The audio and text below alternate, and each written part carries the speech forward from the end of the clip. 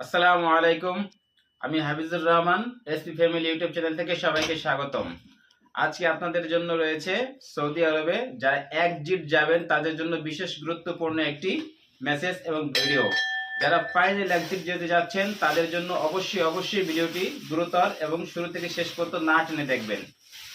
বর্তমান সৌদি সরকারের আইন অনুযায়ী আপনারা যারা ফাইনাল এক্সিট যেতেছেন মানে আপনাদের জন্য 1 বছর যে আকামা করে থাকেন, কেউ 1 বছর বা কেউ 2 বছর, কেউ 3 বছর, যার যার সামর্থ্য যে আকামা করে থাকেন সেই প্রেক্ষাপটে বলতেছি আপনারা যারা ফাইনাল এক্সিট যাইতে এসেছেন তাদের এই প্রদেশের বর্তমান রুলস আইন অনুযায়ী সর্বনিম্ন 1 মাস হাতে রেখে আপনার ফাইনাল এক্সিট লাগাইতে হবে, অন্যথায় আপনার দেশের বাড়ি যাওয়া আপনার স্বপ্ন ভঙ্গ হয়ে যাবে, যাইতে পারবেন না। আপনার এয়ারপোর্ট থেকে ইমিগ্রেশন আপনাকে রিলিজ করবে না, তারা আটকে দেবে।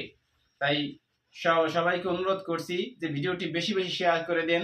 আপনার যে আমার আগে যে প্রবাসী বন্ধুরা আছে যারা ছুটিতে যাইতে চাচ্ছে তারা যেন এয়ারপোর্টে যে হেনস্থ না হয়, তাদের যেন সমস্যার সম্মুখীন না হতে হয়।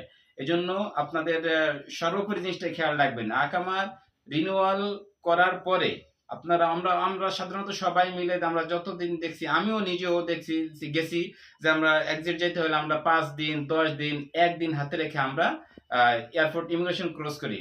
কিন্তু বর্তমান 2025 সালের এই আইন থেকে সেটি অ্যাকচুয়ালি টোটালি ক্যান্সেল। এখন এই সরকারের নতুন বছর নতুন আইন অনুযায়ী সর্বনিম্ন আপনার একামা ভ্যালিডিটি 1 মাস থাকতে হবে। 1 মাস যদি না হয় আপনি কোনো অবস্থাতেই ফাইনাল এক্সিট লাগাইতে পারবেন না, আর লাগিয়ে গেলেও হয়তো আপনি শুধু এয়ারপোর্ট ক্রস করতে পারবেন না।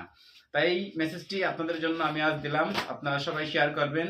আমার বন্ধু বান্ধব ভাই বোন যে যেখানে আছে প্রবাসের জীবনে কাটাচ্ছে তাদের সবার অনেক উপকারে আসবে। সবাই জিনিসটি মাথায় খেয়াল রাখবেন যে আমরা কমসে কম 1 মাস হাতে রেখেই আমরা ফাইনাল এক্সিট করব। থ্যাংক ইউ, ধন্যবাদ। দেখা হবে আবার নতুন কোনো সময় নতুন কোনো ভিডিওতে। ধন্যবাদ।